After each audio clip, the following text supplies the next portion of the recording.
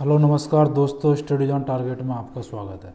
जैसा कि दोस्तों हमने पिछली क्लास में जीएस ट्रैक से संबंधित कुछ सवाल किए थे। हमने आपको जीएस की कुछ ट्रिकें बताई थी। इसी तरीके से दोस्तों हम आगे की तरफ चलते हैं और नए नए सब्जेक्ट और नए चैप्टर से शुरुआत करते हैं, प्रॉफिट एंड लॉस से। तो इसमें प्रॉफिट एंड लॉस में मैं आपको ट्रिक से संबंधित और मेथड से संबंधित कुछ सवाल बताऊंगा, जिसमें आपको बहुत सहायता मिलेगी। जैसा कि दोस्तों चलो आओ चलते हैं आगे की तरफ। जैसा कि दोस्तों प्रॉफिट एंड लॉस में 3 चीज़ों पर आपको विशेषकर ध्यान देना है: क्रय मूल्य कॉस्ट प्राइस पर, और सेलिंग प्राइस विक्रय मूल्य पर। ठीक है दोस्तों। और एक होता है आपका लास्ट प्राइस या मार्किंग प्राइस, अंकित मूल्य। तो दोस्तों क्रय मूल्य क्या होता है, पहले हम इसको समझते हैं। क्रय मूल्य जैसे कि ये हमारा एक पेन है, इस पेन को बनाने में जो भी हमारी लागत लगती है, उसको हम कहते हैं क्रय मूल्य। तो जिस लागत पर हम इसे खरीदते हैं, जैसे हमने यह पेन 300 रुपये में खरीदा, ठीक है, तो इसको हम क्या बोलेंगे, क्रय मूल्य। लागत के अनुसार हमने 300 रुपये में खरीदा और हम इसे बेचते कितने में है, 400 रुपये में बेचते हैं, उसको बोलेंगे हम विक्रय मूल्य, सेलिंग प्राइस। बेचना मतलब खरीदा हमने 300 में, बेचते हैं हम इसे 400 में। तो जिस पर हम बेचेंगे उसको कहेंगे हम सेलिंग प्राइस, विक्रय मूल्य, और जिस पर हम खरीदते हैं उसको कहते हैं हम कॉस्ट प्राइस, लागत मूल्य, क्रय मूल्य। अब दोस्तों आगे की तरफ बढ़ते हैं। हमारा बचता है अंकित मूल्य। अंकित मूल्य होता है फिक्स प्राइस, मार्क प्राइस। जैसे कि हम किसी मॉल में जाते हैं या दुकान पे जाते हैं, वहाँ से हम कुछ चीज़ खरीदते हैं। जैसे कि हमने एक मिर्च का डिब्बा खरीदा, उस पर लिखा होता है अंकित मूल्य। अंकित मूल्य उसका दे रखा है 2000 रुपये। ठीक है, तो दोस्तों उस पर कंपनी हमें डिस्काउंट भी देती है, जिसको हम बोलते हैं डिस्काउंट, मतलब छूट। कंपनी हमें डिस्काउंट देती है, जिसको हम बोलते हैं छूट। तो छूट कितनी मिलती है, अगर वो कहते हैं हमसे कि 20%, 2000 पर 20% की छूट हमें दी जाती है, तो वो कितना बनता है हमारा 2000 का 400। तो हमें छूट कितने रुपए की दी, 400, और वो चीज़ हमें बेची कितने में, 1600। जो हमें चीज़ 1600 में बेची है, तो उसको हम क्या बोलेंगे, उसको बोलेंगे हम सेलिंग प्राइस या विक्रय मूल्य। तो ये हमारा विक्रय मूल्य हो जाता है। तो मैंने आपको बताया कि क्रय मूल्य क्या होता है। हमारा क्रय मूल्य वो होता है जो भी हमारी, जिस चीज़ में हमारी लागत लगती है, जिस पर हम उसे खरीदते हैं, जिस चीज़ को हम खरीदते हैं वो होता है क्रय मूल्य। और जिस चीज़ को हम बेचते हैं, दुकानदार जिस चीज़ को बेचता है वो होता है विक्रय मूल्य, सेलिंग प्राइस। और अंकित मूल्य वो होता है जो हमारा मार्क प्राइस होता है। जैसे कि 2000 उस पर लिखा होता है, 2000 रेट। ठीक है, तो हम 2000 पर जो हम डिस्काउंट देते हैं वो हमारी छूट होती है, और डिस्काउंट देके जो हमारा रेट बनता है, जैसे कि 1600 रुपये बना, 400 रुपये, 2000 में हमने 400 का डिस्काउंट दिया और 1600 रुपये हमारी अमाउंट बनी। जो ये 1600 रुपये वो होगा हमारा सेलिंग प्राइस, मतलब विक्रय मूल्य। तो दोस्तों आओ हम अब आगे की तरफ चलते हैं। जैसे कि हमें प्रॉफिट निकालना हो कि भाई हमने 400 रुपये में कोई चीज़ बेची है, 300 में खरीदे, 400 में बेची है, तो हमें कितना उस पर प्रॉफिट होता है। तो प्रॉफिट के लिए एक हमारा फॉर्मूला है, हम देखते हैं। देखो हम प्रॉफिट कैसे निकालते हैं, सीधे सीधे, मतलब कोई फॉर्मूला हमें यूज़ भी नहीं करना, हमें सीधे सीधे यहाँ से बनाएंगे हम फॉर्मूला को भी। तो प्रॉफिट हो गया, ये हमारा प्रॉफिट है। ठीक है, हमें प्रॉफिट निकालना है। तो विक्रय मूल्य कितना था हमारा, 400, और हमारा क्रय मूल्य कितना था, 300। तो 400 में से अगर हम भाई कोई हमने चीज़ 300 में खरीदी और हम उसे 400 में बेच रहे हैं, तो सीधा सीधा दिख रहा है कि इसे हमें कितने का लाभ हो रहा है, 100 रुपये का। तो 400 में हमने वो चीज़ बेची है, 300 में हमने वो खरीदी है, तो 100 रुपये का हमें उस पर लाभ हो रहा है। ठीक है दोस्तों, तो लाभ निकालने के लिए जो हमारा लाभ होगा उसे ऊपर लिखेंगे प्रॉफिट को। और किस पे हो रहा है, हमें 300 रुपये की जो भी चीज़ हमने खरीदी है, हमें 100 रुपये का लाभ तो उस पर हो रहा है ना, क्योंकि हमने 300 की चीज़ कितने पे बेची है, वो 400 में बेची है, तो 100 रुपये का लाभ हमें इस पे हो रहा है। तो लाभ बटे क्रय मूल्य, क्रय मूल्य किस पे हो रहा है, हमें 300 पे हो रहा है, तो हमारा क्रय मूल्य क्या है, 300 रुपये। तो क्रय मूल्य नीचे लिखेंगे, प्रॉफिट हम ऊपर लिखेंगे, गुणा 100, परसेंटेज के लिए गुणा 100। तो 100 हमारा प्रॉफिट कितना है, लाभ कितना है, 100, तो 100 बटे 300 गुणा 100, तो हमारा जो प्रॉफिट आ गया 33 सही 1/3। ऐसी दोस्तों आप इसमें जो हानि इसकी होती है, जिसे हम लॉस बोलते हैं, लॉस भी निकाल लोगे कि जैसे कोई हमने 300 रुपये में चीज़ खरीदी, हम उसे 200 की बेचते हैं, तो उस पर कितने की हानि होती है, 100 रुपये की। तो ये हानि बटे क्रय मूल्य गुणा 100, लॉस बटे CP, कॉस्ट प्राइस मल्टीप्लाई 100। तो हमें कितने की हानि होती है, 100 रुपये की। कितने पे होती है, क्रय मूल्य कितना, 300 पे, और गुणा 100। तो हमें जो हानि होती है 33 सही 1/3 की, इस पे भी हानि हमें होती है। तो दोस्तों अब हम आगे की तरफ चलते हैं, और इसी तरीके के हम अब चल के सवाल करते हैं। चलो, जैसे कि दोस्तों एक हमारा सवाल ये है, मैं आपको इसी पे सवाल कराता हूँ कि एक वस्तु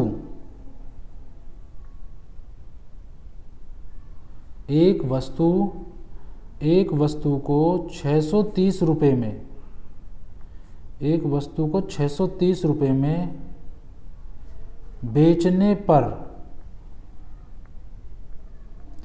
विक्रेता को 12.5% का लाभ होता है, तो वस्तु का क्रय मूल्य क्या है? वस्तु का क्रय मूल्य ज्ञात कीजिए। आपसे इस सवाल को पूछते हैं। ठीक है दोस्तों, अगर आपका यह सवाल आ जाता है, कि एक वस्तु को 630 रुपये में बेचने पर विक्रेता को 12.5% का लाभ होता है, तो वस्तु का क्रय मूल्य ज्ञात करें। तो इसको करने का सही तरीका मैं आपको समझाता हूँ। आप पहले इसका चाहो तो स्क्रीनशॉट भी ले सकते हो। ये मैंने डाल दिया आपका पूरा सवाल। तो इसको मैं आपको पढ़ाता हूँ। जैसे कि दोस्तों एक वस्तु है, तो हमने वो 630 रुपये में बेचने पर, तो उसका जो विक्रय मूल्य कितना है, उसका विक्रय मूल्य है 630 रुपये। तो लाभ कितना होता है, उस पर लाभ दे रखा है हमें 12.5%। तो इसको हम परसेंटेज को हटा देते हैं। तो 12.5% को हटाएंगे तो 100 का भाग करेंगे और पॉइंट हटा के एक जीरो और बढ़ा लेंगे, तो कितना हो गया, 25 पंजे 25 चौका 5 एकम 5 अट्ठे, ये हो गया। तो वो कह रहा है अगर हम विक्रय मूल्य 630 रुपये में कोई चीज़ है, 630 रुपये में बेचते हैं, तो 12.5% का लाभ होता है। तो लाभ कितना हुआ, 1, कितने पर, 8 पर, हमें 8 पर हो गया। ठीक है, तो हमारा ये 8 क्या है, ये CP, क्योंकि हम क्रय मूल्य पे तो बेचेंगे उस चीज़ को। हम जो अपनी जो चीज़ को है, जो हम विक्रय मूल्य पे कोई चीज़ बेच, जैसे हमने ये पेन है, तो मैंने आपको पहले वो एग्जांपल में मैंने यहाँ आपको समझाया था कि 300 रुपये का पेन हम 400 में बेच रहे हैं, तो हम क्रय मूल्य पे तो कोई चीज़ बेच रहे हैं। तो इसी तरीके से तो हमने यह पहले चीज़ जो क्रय मूल्य पे तो बेची होगी, तो लाभ हमने जो परसेंटेज की वैल्यू थी हमारी 1/8 आ रही है। ठीक है, तो इस पे लाभ कितना था, लाभ था 1, और इस पे जो है आपका क्रय मूल्य क्या हो गया, इसमें आपका जो क्रय मूल्य हो गया वो हो गया 8, क्योंकि 8 पे एक का जो लाभ हो रहा है, तो जब भी तो आप उसे 9 में बेच रहे हो, तो आपका सेलिंग प्राइस तो 9 है ना, मतलब सेलिंग प्राइस जो आपका विक्रय मूल्य है वो तो आपका 9 वैल्यू आ रही है ना उसकी। तो अगर 8 उसका कॉस्ट प्राइस है, तो क्रय मूल्य 1 पर उसे लाभ हो रहा है, तो टोटल जो हमने बेका वो 9 पे बेका ना, वो जो सेलिंग हमारा प्राइस है वो 9 है। तो हमारा विक्रय मूल्य कितना है, 63। हमारी यूनिट कितनी आ रही है, हमारी इकाई 9 आ रही है, 9 यूनिट 63। तो 1 की वैल्यू कितनी है, 630/9।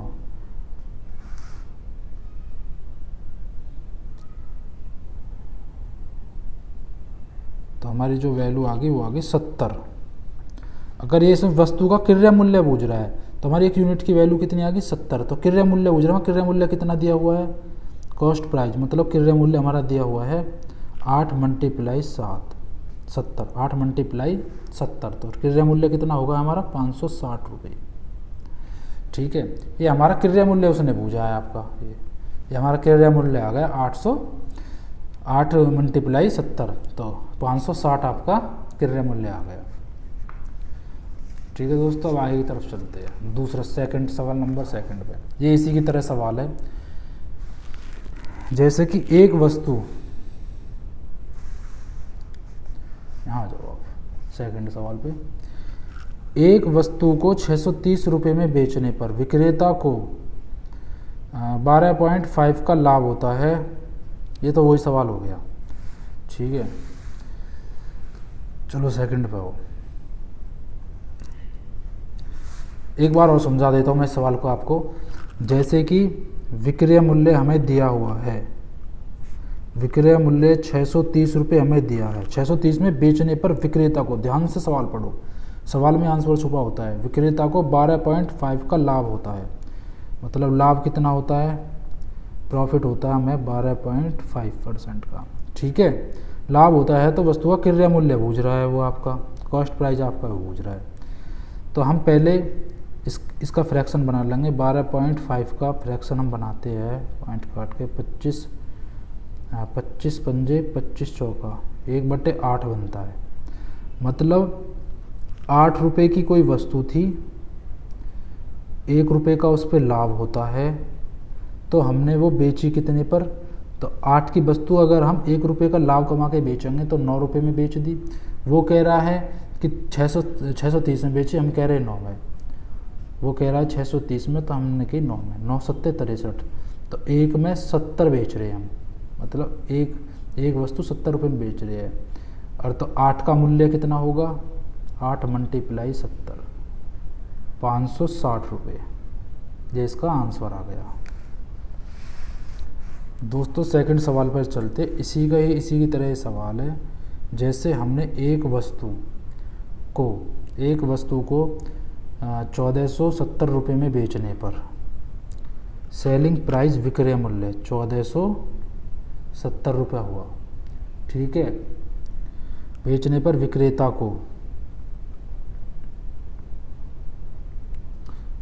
को 16 सही 2/3, 16 सही 2/3 का लाभ होता है, मतलब प्रॉफिट होता है। तो इसकी फ्रैक्शन जो बनेगी 16 × 48, 2 50/3 गुना 100, तो 1/6 इसकी फ्रैक्शन बन रही है,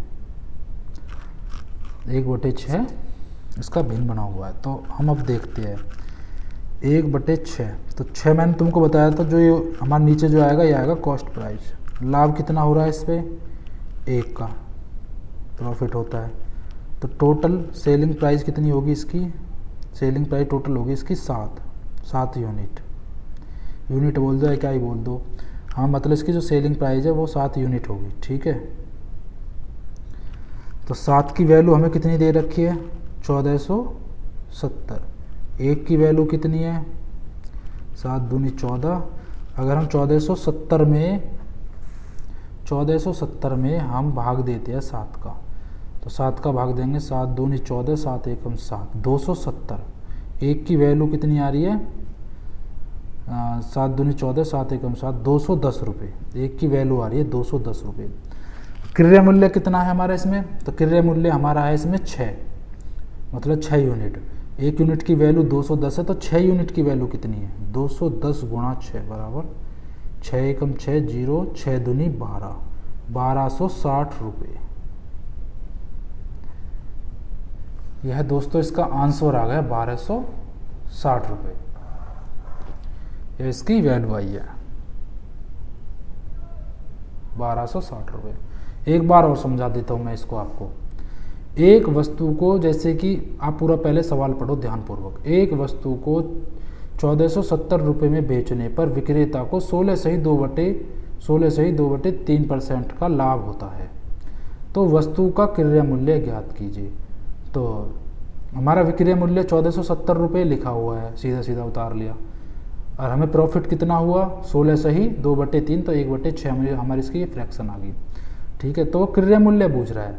तो जब हमने जो भिन्न काटी है, परसेंटेज हटाई है, तो 1/6 आ गया।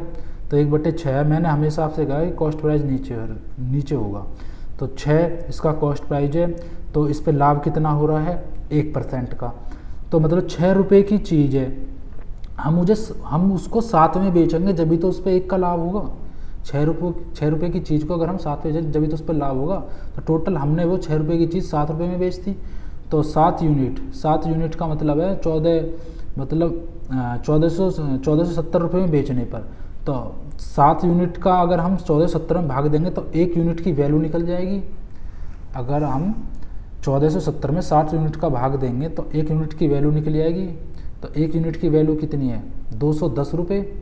तो हमारा जो क्रय मूल्य 6 यूनिट जो हमारा क्रय मूल्य आया था, तो 210 1 यूनिट की वैल्यू, तो 6 की वैल्यू कितनी है? 1260 रुपये। तो ये इसका क्रय मूल्य आ गया, मतलब ये इसका आ गया आपका क्रय मूल्य। बस क्रय मूल्य उसने पूछा है यहाँ पे। ठीक है दोस्तों, अब आगे की तरफ चलते हैं सवाल नंबर 3 पर।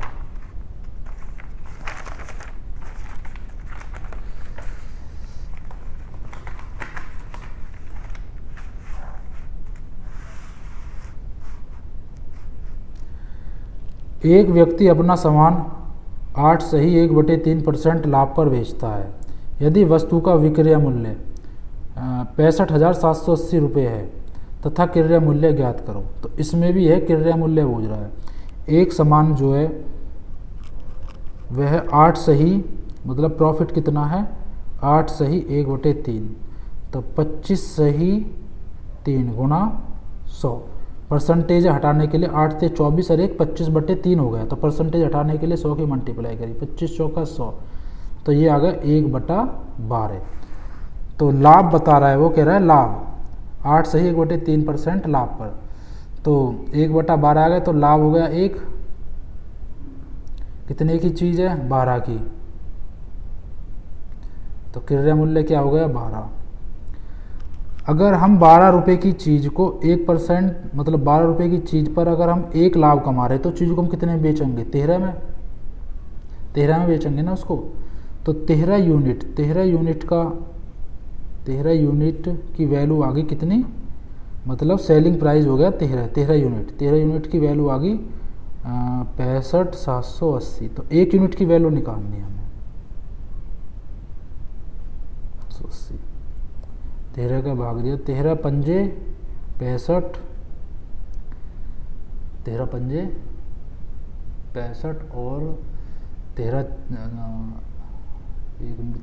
पंजे 65 और 13 छिंग 78। 13 पंजे 65, 1 जीरो आ गई, 13 छिंग 78। अगर हम 13 से भाग देंगे तो 5060 आएगा 1 यूनिट की वैल्यू। ठीक है, तो 12 यूनिट की वैल्यू क्या आ गई? 12 यूनिट की वैल्यू आएगी आपकी 12 छिंग 72 का 2 हासिल लगा 7, 7 का 7 तार लिया, 12 पंजे 60, 60,720। ये आपकी 1 यूनिट की वैल्यू, ये आपकी 12 यूनिट की वैल्यू आ गई। मतलब आपका एक क्रय मूल्य आ गया। क्रय मूल्य आपका यहाँ पे दिया हुआ है 12, जो हमने निकाला हमारे हिसाब से 12 आया। क्रय मूल्य 1 का इस पर लाभ मिलता है, तो हमारा विक्रय मूल्य हो गया 13। तो हमारे हिसाब से 13 हमारा विक्रय मूल्य, उसके हिसाब से 65,780 है। तो 1 यूनिट का आ गया आपका 5060। तो क्रय मूल्य 12 यूनिट का पूछ रहा है वो, तो हमारा क्रय मूल्य कितना था? 12 यूनिट का पूछ रहा है, 60,720। चलो दोस्तों, तीसरे सवाल पर चलते हैं, चौथे सवाल पर, सवाल नंबर 4 पर। एक दुकानदार किसी वस्तु को विक्रय मूल्य के क्या है? विक्रय मूल्य के 16 सही 2/3%, विक्रय मूल्य के 16 सही 2/3% लाभ पर बेचता है। दुकानदार का वास्तविक लाभ प्रतिशत क्या है? अब थोड़ा सवाल चेंज हो गया, थोड़ा सा सवाल अब बदल गया। ठीक है, हमने थोड़ा सा सवाल ये चेंजिंग कर दिया। अब एक दुकानदार किसी वस्तु को विक्रय मूल्य के 16 सही 2/3% लाभ पर बेचता है। दुकानदार का वास्तविक लाभ प्रतिशत क्या है? तो विक्रय मूल्य के, हमने विक्रय मूल्य जो है, ठीक है, विक्रय मूल्य के 16 सही 2/3, तो 16 सही 2/3 की फ्रैक्शन क्या है? 16 सही 2/3 की फ्रैक्शन है 1/6। ठीक है दोस्तों, विक्रय मूल्य के कह रहा है, तो विक्रय मूल्य मल्टीप्लाई 1/6 लाभ पर बेचता है। ठीक है, तो हमारा जो विक्रय मूल्य आएगा वो आएगा 6, हमेशा नीचे। अगर वो मुझे एक दुकानदार किसी वस्तु को विक्रय मूल्य के 16 से 2/3% लाभ पर बेचता है, तो दुकानदार का वास्तविक लाभ क्या है? अगर के आवे, जैसे कि विक्रय मूल्य के 1/6 पर लाभ पर वो बेचता है। ठीक है, तो इसमें विक्रय मूल्य के 1/6 लाभ पर वो बेचता है, मतलब कोई हमारी चीज़ अगर हम उसे 6 रुपये में बेचेंगे, जैसे कि हम उसे 6 रुपये में बेचते हैं, ठीक है, एक का उस पर लाभ होता है। ठीक है, तो वास्तविक लाभ प्रतिशत पूछ रहा है, अगर हमें उस पर वास्तविक लाभ हमें 6 रुपये में बेचने पर उस पर कितना लाभ हुआ। तो मतलब जब हम उसे 6 रुपये में बेच रहे हैं, एक का उस पर लाभ हो रहा है, तो वस्तु कितने की होगी हमारी, तो उसका क्रय मूल्य सही जो होगा वो क्रय मूल्य क्या होगा, क्रय मूल्य उसका ठीक होगा 5 रुपये। क्योंकि 6 रुपये की चीज़ पर अगर हम 1 रुपये का लाभ कमा रहे हैं, 6 रुपये में बेचने पर 1 का लाभ कमा रहे हैं, तो वस्तु तो पता है कि हमें क्रय मूल्य उसका 5 होगा, तो उसका क्रय मूल्य होगा 5। क्रय मूल्य निकालने के लिए अगर हम विक्रय मूल्य में से अगर हम लाभ को घटाते हैं, विक्रय मूल्य 6 हो गया, लाभ हो गया 1, तो हमें हमारा क्रय मूल्य मिल जाता है, क्रय मूल्य हो गया 5। ठीक है दोस्तों, वह पूछ रहा है वास्तविक लाभ प्रतिशत क्या होगा। तो उन्होंने लाभ दे रखा है, तो वास्तविक लाभ हमें 1 का लाभ होता है, तो वास्तविक लाभ प्रतिशत क्या होगा, मतलब 5 रुपये की चीज़ को अगर हम 6 में बेच रहे हैं तो हमें 1 का लाभ हो रहा है, हमें 1 का हो रहा है लाभ। ठीक है, तो 5 रुपये की चीज़ है, अगर हम 6 में बेच रहे हैं तो 1 का लाभ हो रहा है गुणा 100, तो 20% का हमें उस पर प्रॉफिट हो रहा है। ठीक है दोस्तों, इस तरीके से सवाल नंबर चलते हैं अब 5 पर। सवाल नंबर 5 पर, एक व्यक्ति किसी वस्तु को विक्रय मूल्य की 25% हानि पर, विक्रय मूल्य की, वो कह रहा है सेलिंग प्राइस की 25% हानि पर, 25% हानि पर, 25 चौका 100, 1 की हानि होती है। ठीक है, हानि पर बेचता है, तो व्यक्ति का वास्तविक मूल्य क्या होगा। तो देखो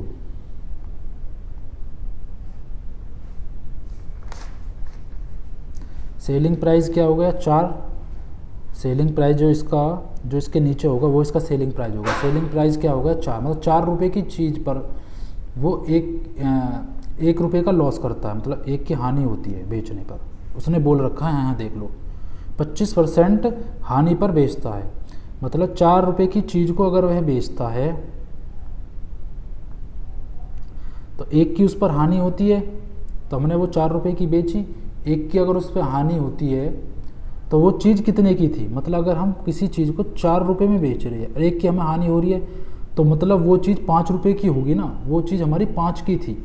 अगर हम 5 रुपये की वो चीज़ थी, हमारा कॉस्ट प्राइस 5 का था, हम उसे 4 में बेच रहे हैं, तो 4 में बेच रहे जब भी तो उस पर 1 की हानि होगी। ठीक है दोस्तों, तो 4 रुपये की चीज़ को अगर हम 5 रुपये की चीज़ को अगर हम 4 में बेच रहे जब, तभी तो उस पर 1 रुपये की हानि हो रही है, तो 1 रुपये की तभी तो हमारी हानि आएगी। तो लॉस कितना हुआ था उस पर, लॉस हुआ है 1 रुपये का। ठीक है दोस्तों, तो CP निकालने के लिए अगर हम कॉस्ट प्राइस निकालते हैं, 4 रुपये की चीज़ को, 4 रुपये की चीज़ पर, मतलब चीज़ है 5 रुपये की चीज़ को अगर हम 4 रुपये की बेच रहे हैं तो 1 रुपये की उस पर हानि होती है। ठीक है, तो हमारी वो चीज़ थी 5 रुपये की, मतलब हमारा क्रय मूल्य था 5 रुपये, 5 रुपये हमारा क्रय मूल्य था, 1 का हमें उसमें घाटा हो गया, मतलब लॉस कितना हुआ है 1 का, 5 रुपये की वो चीज़ थी। 5 रुपये की चीज़ अगर हम 4 में बेचेंगे जब, तभी तो 1 का लॉस आएगा, तो 20% हमें आगी हानि, यहाँ पर 20% की हमें हानि हुई है। ठीक है दोस्तों, आगे की तरफ चलते हैं। सवाल नंबर 6, एक व्यक्ति एक वस्तु विक्रय मूल्य के, एक व्यक्ति एक वस्तु के विक्रय मूल्य के 24/25/3 गुणा 100, 25 चौका 100, 1/12, इसकी फ्रैक्शन आ गई 1/12। हमने यह तोड़ा तो 25/3 आया, 25/3 परसेंटेज हटाने के लिए 100 की मल्टीप्लाई, तो क्या आया 25/3 गुणा 100, तो क्या आ गया 1/12। तो ये क्या आया आपका सेलिंग प्राइस। ये क्या है, ये क्या बोल रहा है, का लाभ पर बेचता है। अब ये लाभ पर बेच रहा है, को लाभ पर बेचता है। ठीक है दोस्तों, लाभ पर बेच रहा है। 12 रुपये की चीज़ को 1 लाभ पर बेच रहा है, तो इसका जब 12 रुपये को, मतलब 12 रुपये में बेच रहा है उस चीज़ को, 1 का उस पर लाभ होता है, तो क्रय मूल्य कितना हुआ, क्रय मूल्य हमारा आ गया 11 रुपये। 12 रुपये की चीज़ को अगर वो 12 रुपये की मतलब कोई वस्तु 12 रुपये में बेचता है और उस पर वह 1 रुपये का लाभ कमा रहा है, तो सिंपल बात है, जब 12 रुपये की बेच रहा है 1 का लाभ कमा रहा है तो क्रय मूल्य हमारा क्या होगा 11 रुपये। ठीक है, तो प्रॉफिट कितने का हुआ 1 का 11 रुपये पे गुना 100, 100/11, 11 नहीं 99/11, 1 सही 9 सही 1/11 लाभ कमाएगा इस पे।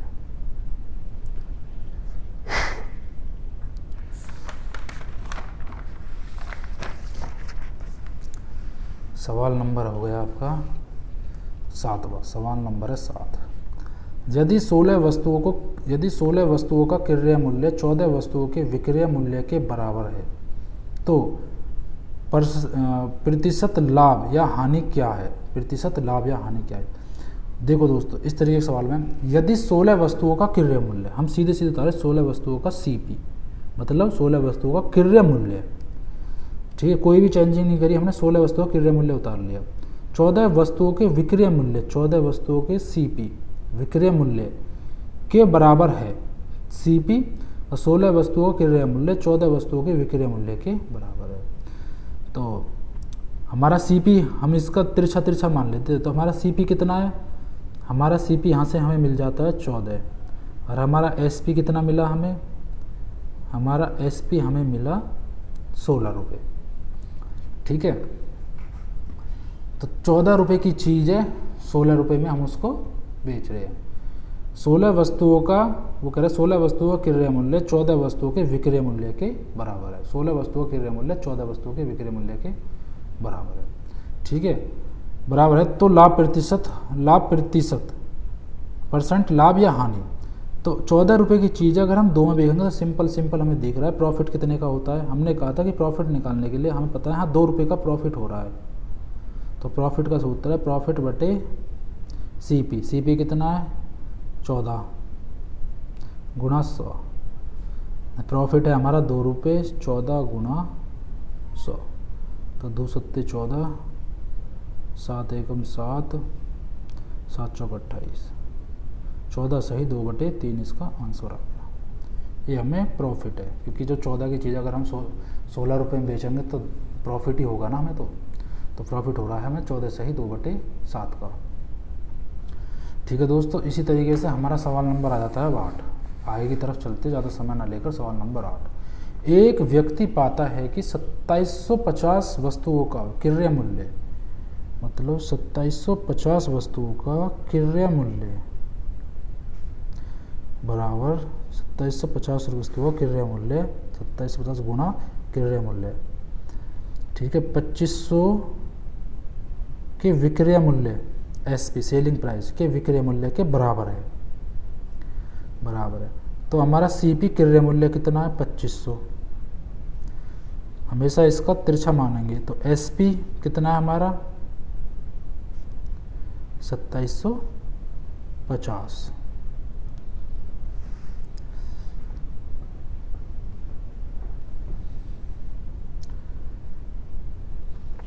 या हम इसको ऐसे करके लिख देते हैं कि जैसे कि हमने 2750 गुना हमारा CP हो गया, वो कह रहा है कि 2750 वस्तुओं का क्रय मूल्य 2500 का विक्रय मूल्य के बराबर है। तो CP बटे SP, तो CP कितना है हमारा 2500, SP कितना है हमारा 2750 रुपये। तो CP हमें मिल गया 2500, 2750 से SP, तो कितने का इस पर लाभ हो रहा है 250 रुपये प्रॉफिट।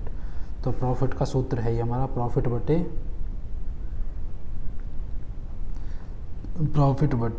CP गुणा 100। 10% का हमें इस पे लाभ मिलता है। यह आपका सवाल नंबर 8 है। अब दोस्तों आगे की तरफ चलते हैं। अब थोड़ा सवाल थोड़ा बड़ा और थोड़ा चेंज हो जाता है। मतलब अगर आपने पीछे के सवाल सही तरीके से पढ़ लिए और समझ लिए तो आप आगे के सवालों को भी बहुत ही आसानी से कर लोगे। तो सवाल नंबर 9 पे आते हैं। 12 वस्तुओं का क्रय मूल्य 9 वस्तुओं के विक्रय मूल्य के बराबर है। यहाँ तक तो आप बिल्कुल कर लोगे क्योंकि उसी की तरह है। 12 वस्तुओं का क्रय मूल्य जो है, 12 वस्तुओं का क्रय मूल्य 9 वस्तुओं के विक्रय मूल्य के बराबर है। यहाँ तक तो आपका सवाल आपकी समझ में आ गया था, ये पिछले सवाल की तरह ही हो गया। CP 9/12, ठीक है। तो 3 तिया 9, 3 चौक 12, और भी छोटा कर लो इसे, बस यहाँ तक ये छोटा हो गया। अब चलते आगे की तरफ। जबकि 10 वस्तुओं पर दी गई छूट 5 वस्तुओं पर कमाए गए लाभ के बराबर है। वो कह रहा है 10 वस्तुओं पर दी गई छूट 5 वस्तुओं पर कमाए गए लाभ के बराबर है। वो कह रहा है कि डिस्काउंट 10% जो छूट है, जबकि 10% वस्तुओं पर दी गई छूट 5 वस्तुओं पर दी गई छूट 5 वस्तुओं पर कमाए गए कमाए गए लाभ के प्रॉफिट के बराबर है। तो डिस्काउंट डिस्काउंट बटे प्रॉफिट, तो डिस्काउंट कितना है हमारा 5, प्रॉफिट कितना है हमारा 10, तो 1/2, ठीक है। तो हमें प्रॉफिट कितने का था, हमें प्रॉफिट हो रहा था यहाँ पे 1 रुपये का, ठीक है दोस्तों। अब आगे की तरफ चलते हैं। यहाँ तक ये आपका सवाल समझ में आ गया। तो लाभ परसेंट तथा छूट परसेंट के बीच अंतर बूझ रहा है, लाभ परसेंट और छूट परसेंट के बीच अंतर बूझ रहा है। अगर इस सवाल में हमसे वो प्रॉफिट बूझे तो लाभ परसेंट हमारा कितना है, 3 रुपये की चीज़ को हम 4 में बेच रहे हैं, तो 1 का हमें क्या होता है, लाभ होता है। तो 3 रुपये क्या है हमारा सेलिंग प्राइस पे हम निकालेंगे, सॉरी कॉस्ट प्राइस, क्रय मूल्य 3 रुपये की चीज़ है, अगर हम 4 में बेचते तो 1 का हमें लाभ होता है गुणा 100, तो 33 सही 1/3, तो इसको हम लिखते हैं 33.33। ये हो गया हमारा प्रॉफिट, ये हो गया हमारा लाभ परसेंट आ गया। अब छूट परसेंट देखते हैं, डिस्काउंट हम देखते हैं छूट परसेंट। तो छूट परसेंट कितना है हमारा, अब आ जाओ आप अपनी छूट परसेंट पे।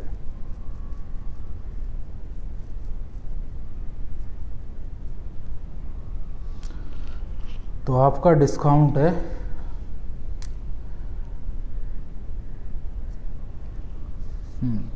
जैसे कि CP आपका कितना है, CP आपका, 1 मिनट थोड़ा आपको यहाँ समझाना पड़ेगा इसमें। CP आपका होता है 3, SP कितना बना आपका 4, CP आपका 3 है, SP आपका 4 है। तो उसने वो डिस्काउंट किस पे देगा, मैंने आपको पिछली क्लास में समझाया था, सबसे शुरू में जो मैंने आपको जो फॉर्मूला बनाने सिखाए थे, तो मैंने आपको बताया था कि हमेशा सेलिंग प्राइस किस पे निकलेगा, वो निकलेगा अंकित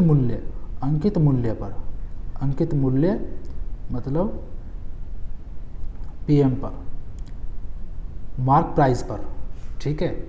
जो आपका जो आपका विक्रय मूल्य निकलेगा वो निकलेगा आपका अंकित मूल्य पर, ठीक है। 3 रुपये की चीज़ है, वो 4 में बेच रहा है, और उसका अंकित मूल्य हमें क्या रखना पड़ेगा, जो हम उसे 4 रुपये में बेच सके। तो उसका अंकित मूल्य हम रखते हैं।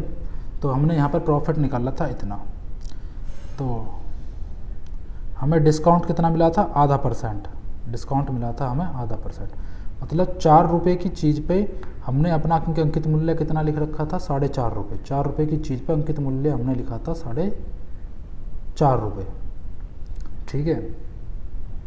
4 रुपये की चीज़ है, तो 0.5 की हमने इसमें वृद्धि करी, 0.5 की इसमें वृद्धि होगी।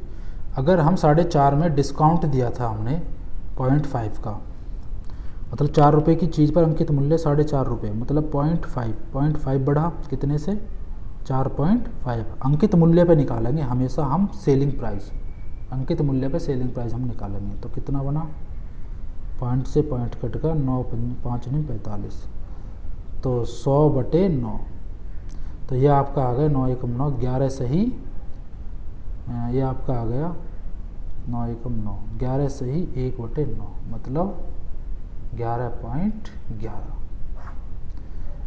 अब इसमें बूझा है उन्होंने लाभ परसेंट और छूट परसेंट के बीच अंतर बूझा है।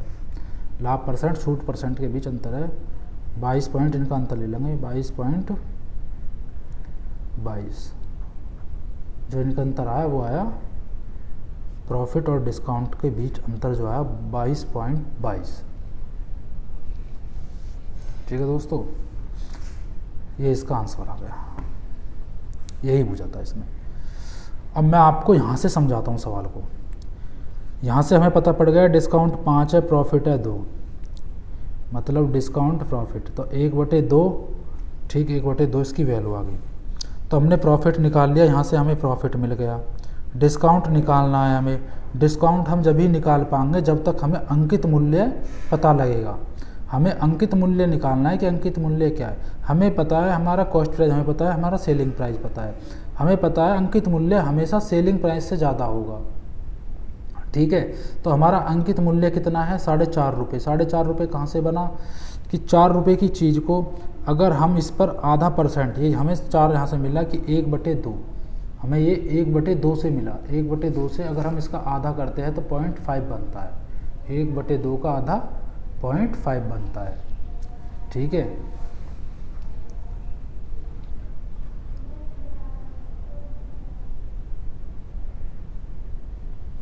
तो हमें यहाँ से मिल गया हमारा कॉस्ट प्राइस कितना हो जाता है, हमारा कॉस्ट प्राइस 3 हो जाता है, सेलिंग प्राइस हमारा, कॉस्ट प्राइस हमारा 3 हो जाता है, सेलिंग प्राइस 4, अंकित मूल्य 4.5। तो अंकित मूल्य निकालने के लिए हमें सही रेट, डिस्काउंट निकालने के लिए अगर हम इस पर डिस्काउंट देंगे, डिस्काउंट हम इसको अगर इस वस्तु को बेचनी है, कोई वस्तु अंकित मूल्य पर दी हुई है, हमें वो बेचनी है, तो हम पहले उसका डिस्काउंट निकालेंगे, तब उसको बेचेंगे डिस्काउंट निकाल के। कोई 4.5 रुपये की कोई वस्तु है, जैसे कि उस पर फिक्स प्राइस लिखा है 4.5 रुपये, उस पर हमें अब डिस्काउंट देना है। डिस्काउंट इसने हमसे पूछा है, हमें डिस्काउंट देना है, तो 0.5/4.5, तो डिस्काउंट बटे, इसका सूत्र होता है देखो, डिस्काउंट बटे अंकित मूल्य गुणा 100। तो डिस्काउंट हमें दे रखा है 0.5, अंकित मूल्य 4.5 गुणा 100, 5 × 45, तो 11 सही 1/9, ये इसका आंसर आ गया, मतलब डिस्काउंट आ गया। प्रॉफिट हमें दे रखा है, प्रॉफिट हमारा आ गया था 33, सही आपको समझ में आएगा, 33 सही 1/3, तो इनका डिफरेंस हो जाए, तो इनका 22.22 इनका डिफरेंस आ गया डिस्काउंट का और प्रॉफिट का। दोस्तों आज की क्लास हम यहीं समाप्त करते हैं। दोस्तों आपको क्लास कैसी लगी, लाइक और कमेंट और चैनल को सब्सक्राइब करें। जय हिंद दोस्तों।